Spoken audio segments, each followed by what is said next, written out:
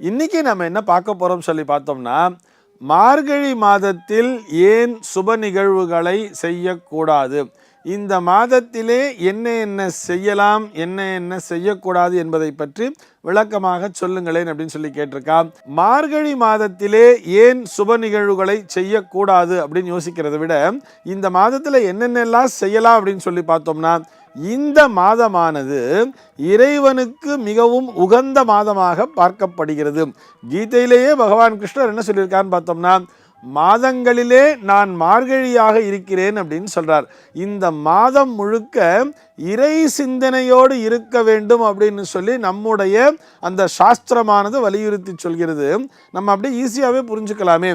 நமக்கெல்லாம் ஒரு வருடம் என்பது தேவர்களை பொறுத்தவரை ஒரு நாள்தான். அதாவது இந்த 12 மாதம்னு பிரித்து வச்சுருக்கோம் இல்லையா, இந்த 12 மாதங்களை ஒரு நாளைக்கு நம்ம 24 ஹவர்ஸ்ன்னு பார்க்குறோம்ல, இந்த 12 மாதங்களுமே தேவர்களை பொறுத்தவரை ஒவ்வொரு மாதமுமே ஒரு 2 ஹவர்ஸ் பீரியட் தான். இதில் தட்சிணாயனம்னு சொல்கிறோம் இல்லையா, ஆடி மாதம் முதல் மார்கழி மாதம் முடிய பார்த்தோம்னா இது தேவர்களினுடைய இரவு பொழுது.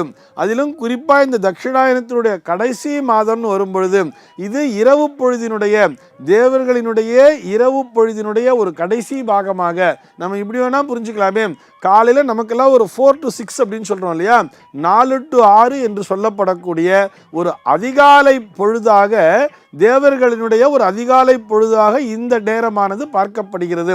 அதனால தான் நம்ம அந்த 4 to 6க்குள்ளே எழுந்து வாசலில் கோலம் போடணும் அப்படின்னு சொல்கிறார். நிறைய பேர் என்ன பண்ணுறான்னு பார்த்தோம்னா, மார்கழி கோலம் போடுறோன்னு சொல்லி முதல் நாள் ராத்திரியே போட்டு வச்சிடுறா.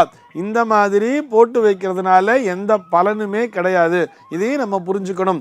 அதிகாலை பொழுதிலே எழுந்திருக்க வேண்டும். அந்த 3:30 மணிலேருந்து 4 மணிக்குள்ளே எழுந்து வாசல் தெளிச்சுட்டு நல்லா பெருக்கிட்டு அந்த 4 to 6க்குள்ளே தான் கோலம் போடணும்னு சொல்கிறார்.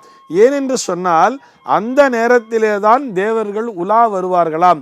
அவர்களை வரவேற்கின்ற விதமாக வீட்டு வாயிலே கோலம் போட வேண்டும். இந்த மாதம் முழுக்கவே பக்தி ஸ்ரத்தையோடு இருக்க வேண்டும் சொல்றார். இதைத்தானே ஆண்டாள் நமக்கு கற்றுக் கொடுத்திருக்கிறாள். திருப்பாவை அந்த காலங்காத்தால எழுந்துன்னு அந்த திருப்பாவை பாடல்களை பாடிக்கொண்டே, அந்த பஜனை பாடல்களை பாடிக்கொண்டே அந்த வீதி உலா வராங்க இல்லையா. இது எதனால அப்படின்னு சொன்னா, இந்த மாதமானது ஒரு வீடு பேறு என்று சொல்லப்படக்கூடிய ஒரு மோட்சத்தினை தரக்கூடிய ஒரு மாதமாக பார்க்கப்படுகிறது. இது வீடு பேறு தரக்கூடிய மாதம், இது ஒரு பீடு உடைய மாதம் என்று சொல்றார். ஆனால் இதை நம்ம எப்படி புரிஞ்சுட்டு இருக்கோம்னு சொன்னால், பீடுடைய மாதம் என்பதை நம்ம பீட மாதமாக மாற்றிட்டோம். இது மார்கழி மாதம் ஒரு பீட மாதம், அதனால தான் இதில் போய் சுப நிகழ்ச்சிகள்லாம் பண்ணக்கூடாது அப்படிங்கிற மாதிரி ஒரு தவறான கருத்தானது பரப்பப்பட்டிருக்கிறது. இது மிகவும் உயர்ந்த மாதம்.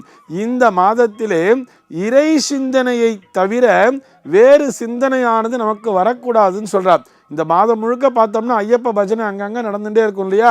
ஐயப்ப பக்தர்கள் சபரிமலைக்கு போயின்னு இருப்பார். இன்னும் நிறைய இல்லங்களில் பார்த்தோம்னா இந்த திருப்பாவை திருவம்பாவையெல்லாம் பாடின்னு இருப்பார். இது போக அதிகாலை பொழுதில் இந்த பஜனை அப்படிங்கிறதெல்லாம் வரும். காலங்காத்தால கோவிலில் வந்து மணி அடிக்கும். எல்லோருமே அந்த பக்தி சிந்தனையிலே வந்துடுறோம் இல்லையா. ஆக இப்போ நம்ம வீட்டில் ஒரு விசேஷம் வைக்கிறோம்னு வச்சுக்கோங்களேன். இந்த மாதத்தில் போய் ஒரு கல்யாணத்தை வச்சுருக்கோன்னு சொன்னால் நமக்கு இறைவனின் மேல் இருக்கக்கூடிய அந்த சிந்தனையானது சிதறி போயிடும் இல்லையா. நம்ம வீட்டில் இந்த மாதத்தில் ஒரு கிரகப்பிரவேசம் வச்சுருக்கோம், இல்லை வேறு ஏதோ ஒரு ஃபங்க்ஷன் வச்சுருக்கோம்னு நினச்சிட்டோம்னா அந்த ஃபங்க்ஷன் மேலே தான் நம்முடைய கவனம் செல்லுமே தவிர இறை சிந்தனையிலிருந்து நாம் விலகி விடுவோம். அவ்வாறு விலகக்கூடாது. இது வந்து ஒரு ரொம்ப அபரிமிதமான அற்புதமான நற்பலன்களை தரக்கூடிய மாதம்.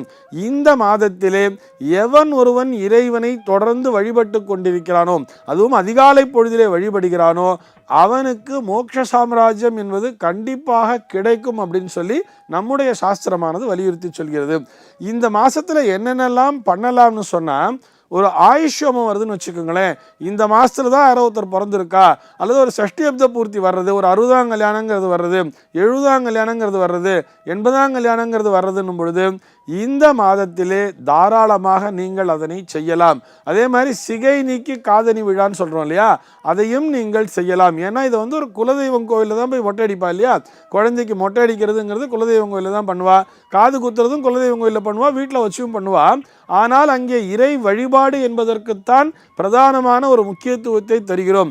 இந்த சிகை நீக்குதல் மற்றும் காதணி விழா அப்படிங்கிறது இறை வழிபாட்டிற்காக உண்டானது தானே. அதனால் அதையெல்லாமே இந்த மாதத்தில் பண்ணலாம். எதை பண்ணக்கூடாதுன்னு சொன்னால், தனிப்பட்ட முறையிலே ஒரு கல்யாணம் பண்ணுறது அப்படிங்கிறது அல்லது ஒரு கிரகப்பிரவேசம் பண்ணுறது அப்படிங்கிறதெல்லாம் இந்த மார்கழி மாதத்திலே செய்யக்கூடாது.